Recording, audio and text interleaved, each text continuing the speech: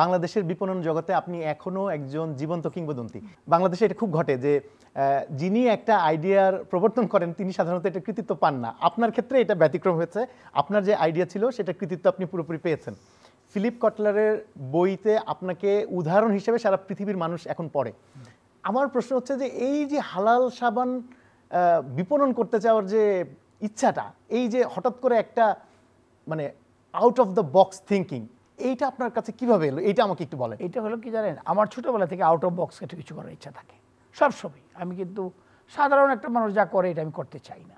এইটা তো আপনি একটা দেখলেন। তারপরে যে আমি বলে দিলাম এসিএ লবণ মেধা বিকাশে সাহায্য করে, এটা কেউ চিন্তাও করবে না যে একটা মেধার সাথে লবণটা নিয়ে গেছে, কিন্তু দিস ইজ ট্রু। এসিএ লবণ মেধা বিকাশে সাহায্য করে। আমরা এক মেধাবী বাংলাদেশের স্বপ্ন দেখি। কে স্বপ্ন না দেখে মেধাবী বাংলাদেশ? যে কান্ট্রি ব্র্যান্ডিংটাতেও আমাকে এইরকম ধরনের কিছু একটা বলতে হবে।